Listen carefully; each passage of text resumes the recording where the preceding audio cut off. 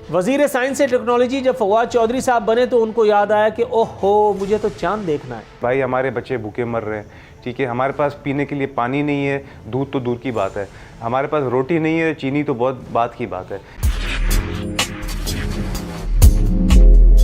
पाकिस्तान में अनाने हुकूमत, अनाने सरकार, हुकूमती पॉलिसियाँ सब एक अजीब खेल सा हैं। पहले एक ज़माने तक तालिबान हमारे भाई रहे जिनसे हमने अफ़गान जिहाद लड़वाया, रशिया को बार किया। उसके बाद फिर एक दिन हमें ये पता चला कि नहीं, ये तो टेररिस्ट हैं। और उसके बाद चश्मे फलक ने वो मंज़र देखा जो देख करके शायद मैं और आप तो आलम होश में अगर हम उसको देखते तो शायद हमारे क़ुलूब पर कोई ना कोई असर ज़रूर होता।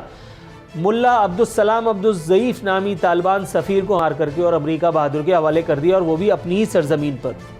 बताया गया था कि हमने अमेरिका का साथ और रशिया के ख़िलाफ़ जो जंग लड़ी थी वो भी कौमी मफाद में थी, और जो मुल्ला अब्दुस्सलाम अब्दुज़्ज़ईफ़ के साथ हुआ वो भी कौमी मफाद में था।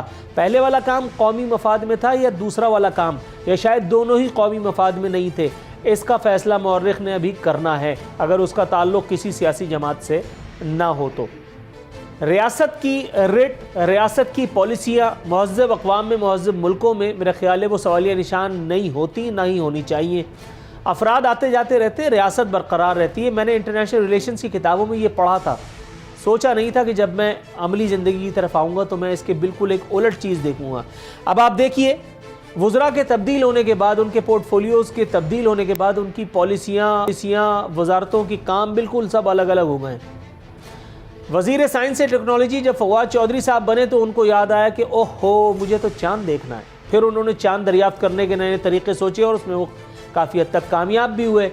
इस एक 1-1 मैच में मुफ्ती मुनीब साहब की ज़ाहिर है कि हार हुई, क्योंकि वो दरवाज़ा नंबर फ़लाना फ़लाना जिसकी मैं बात करता हूँ वो बहरहाल आखिरी फ़ैसला उसी का होता है, तो मुफ्ती मुनीब की हार होना लाजमी ही थी। फवाद चौधरी साहब यहाँ जीत गए, उनको अल्लाह ताला उनका इक़बाल बुलंद करे।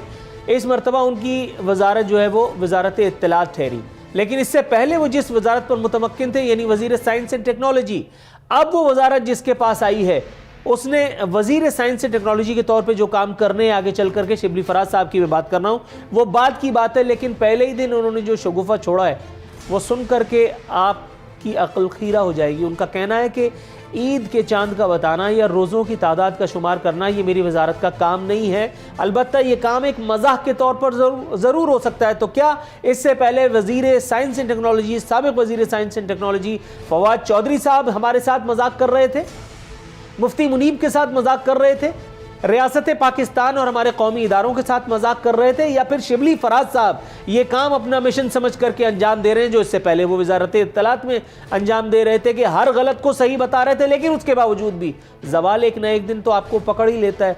तो उसके बाद फिर उनकी पोर्टफोलियो में तब्दीली हो गई। दूसरी जानिब वज़ीर ख़ारजा, उन्होंने खूब फरमाई, उन्होंने कहा कि ओवरसीज़ पाकिस्तानियों के मसाइल का हल हमारी हुकूमत की तरजीह सुनकर के मुअर्रिख़ बेहोश हो गया। अवाम पाकिस्तान धाड़े मार मार के रो रहे हैं और ये पूछ रहे हैं कि हुजूर हम भी तो आप ही की रियाया हैं, हम भी तो आप ही के कमी हैं, हमारा क्या कसूर है, हमें कौन देखेगा, हम जो पाकिस्तान में मुकीम है दयारे गैर में नहीं। ओ नहीं सर, आप कभी गए उधर? सर मैं तो कराची से बाहर निकला, मैं गरीब आदमी हूँ, आपने क्या मेरी दुखती रख पे आप कराची से नहीं निकले, वो एक फ्लैट, मतलब एक माकूल आदमी जिसने कभी रिश्वत का मुंह ना देखा हो, जिसकी बदजुबानी की वजह से लोग उसके प्रोग्राम में ना आते हो, आपको लगता है कि वो कभी कराची से बाहर जा सकता है? प्यारे भाई, मैं 2 साल पहले कराची से बाहर निकला था, खुदा की कसम अभी तक गुल्लक में पैसे जमा कर रहा हूँ दोबारा जाने के लिए। आपने मेरे आंसुओं का कौन जवाब देगा? मेरी गुजारिश मैं ये बता रहा हूँ कि वो मेरा ख्याल है 2500-3000 स्क्वायर फुट पे है, बहुत भी हुआ तो 2500-3000 स्क्वायर फुट का अगर आप समझते हैं कि बहुत बड़ा महल है तो बात ठीक है, फिर वो महल होगा, क्या कहते हैं, मैं महल है नहीं, मैं जा चुका हूँ वहाँ पे, बहुत दफा जा चुका हूँ। सर कभी हमें भी ले जाए फिर इसी बहाने, इंशाल्लाह जब ये इन्फॉर्मेशन आपको भी ले जाएंगे कोई मसला ही नहीं। राइट, अपने साफी भाइयों से बात करें ना जो गए हुए हैं, आप अपने साफी भाइयों से बात करें, वो आपको बताएंगे। मेरा कोई भाई है और ना साफियों को मैं भाई कहता हूँ, क्योंकि मैं खुद भी साफी नहीं हूँ। ये इल्जाम मुझ पे ना लगाइएगा काइंडली सर, और इसकी बहुत वजूहत है। खैर बहरहाल ये मुझे बताइएगा जनाब मन, ये तो उल्टी आते गले को पड़ गई, मतलब मैं तो प्रोग्राम कुछ और लेके चला था, लेकिन यहाँ तो जब सियासी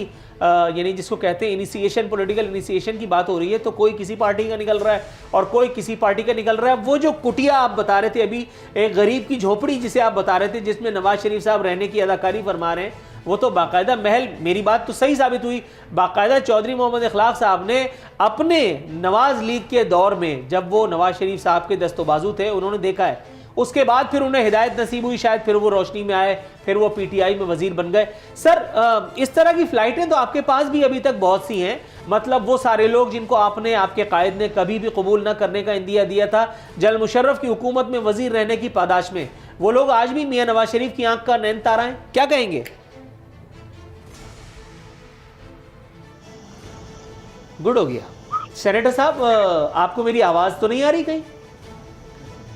जी मुझे आपकी आवाज़ आ रही है। अच्छा, तो मेरा सवाल खत्म हो गया, अब जवाब अगर आप शुरू करना चाहें तो ठीक है। मुझे आपकी आवाज़ बीच में से निकल गई थी, मुझे लगा आप इखलास साहब से सवाल पूछ रहे हैं, क्योंकि आपने कहा था पहले आप उनसे पूछेंगे, तो फिर मैंने कहा उनसे पूछ लो। अच्छा, इससे पहले कि ये मजाक तूल पकड़े, थोड़ा सा तवक्कुफ कीजिएगा। मैं नादिर नबील को, नादिर साहब अब जो आपका दिल चाह रहा है वो आप बोलें, क्योंकि अब मैं 2.5 मिनट का सवाल करूं फिर आप कहें कि हैं तो फिर मज़ा नहीं आएगा। देखें, बस अफसोस यही है कि इस वक्त इमरान खान साहब ने पूरे अवाम के आंखों के ऊपर जो धूल झोंका है, तब्दीली का नारा लगा के। लेकिन इसमें इमरान खान कहाँ से आ गए? आपस की बात नहीं, है। वैसे मैं भी जो कुछ करना होता है वो सब कुछ तो कर रहा होता हूँ, लेकिन इसमें इमरान खान का क्या लेना देना है? सर आपके दौरे हुकूमत में भी मैं मार्केट्स में घूमा हूँ, जरदारी साहब के दौरे हुकूमत में मैंने दुकानदारों को पंखा जलते देखा है, काम नहीं था, बाजार ठंडे पड़े थे, किसी बेवा की उजाड़ मांग की तरह सड़कें सुनसान हुआ करती थी, ख़रीदारों को तकते तकते दुकानदार दुकानें बंद कर दिया करते थे, अमन व अमान के, लॉलेसनेस के इश्यूज़ थे, बहुत सारी चीज़ें थी। लेकिन सर अब भी वही सब तसलसल है, सिर्फ अमन व अमान में थोड़ी बेहतरी ज़रूर आई है, लेकिन उसका क्रेडिट आप लेने की कोशिश मत कीजिएगा, वरना यकीन कीजिए प्रोग्राम इधर उधर कर दूंगा। देखिए, नो डाउट हमारे जो सिक्योरिटी एजेंसीज़ हैं उनको क्रेडिट जाता है, मेनली रेंजर्स को, और हमारे जितने भी सिक्योरिटी इंटेलिजेंस एजेंसीज़ हैं उन सब ने मिलकर पाकिस्तान के अंदर सूरत हाल अमन अमान की बहुत बेहतर की है। मगर बात आ रही है घूम फिर के महंगाई पे। इस वक्त आवाम को किसी चीज़ से कोई परवाह नहीं है कि नवाज शरीफ साहब लंदन में बैठे हुए हैं या जरदारी साहब किधर बैठे हैं किधर नहीं बैठे हैं। आवाम कहती है भाई हमारे बच्चे भूखे मर रहे हैं, ठीक है, हमारे पास पीने के लिए पानी नहीं है, दूध तो दूर की बात है, हमारे पास रोटी नहीं है, चीनी तो बहुत बात की बात है। मेन इशू आवाम का महंगाई और बेरोज़गारी है। जब तक ये चीज़ें एड्रेस नहीं होंगी, इमरान खान साहब हमारा सिर्फ टाइम ज़ाया कर रहे हैं। उनसे सिर्फ ये पूछें कि कौन सी एक चीज़ इन्होंने सस्ती की है। जो वज़ीर साहब है वो कह रहे थे कि नहीं मेन मसला बिजली का, नहीं भाई, बिजली के बगैर आवाम गुजारा कर लेगी, मगर रोटी, दाल, चावल, पानी और दूध, इसके बगैर आवाम गुजारा नहीं कर सकती। आपने वादे बड़े बड़े किए थे। देखिए, मेरा इमरान खान साहब के साथ कोई पर्सनल कोई वो नहीं है इशू, बहुत ज़बरदस्त क्रिकेटर थे और मैं बड़ा उनका फ़ैन था। नहीं, अगर है भी तो क्या आप सियासतदान हैं, अड़ जाए? नहीं, अगर नजरियात के ऊपर है, मैं सिर्फ मतलब फील्डिंग करके आप बाकायदा उनकी बुराई कर रहे हैं। मैं ये कह रहा हूँ कि आपसे अच्छा तो फिर मैं हुआ। इतनी बड़ी बड़े आपने सुहाने ख्वाब दिखाए कि अच्छे से अच्छा इंसान यहाँ पे बेवकूफ़ बन गया कि यार हो सकता है कि एक नया शख्स आए, ये कुछ वाकई में तब्दीली ले आए, मगर आपने तब्दीली सिर्फ वजारतों में लाई है। इस वजीर को वो वजीर बना दिया, उस वजीर को ये वजीर बना दिया। आपने अवाम के लिए क्या किया आपने 2.5 साल में? थोड़ा सा तवक्कुफ कीजिएगा।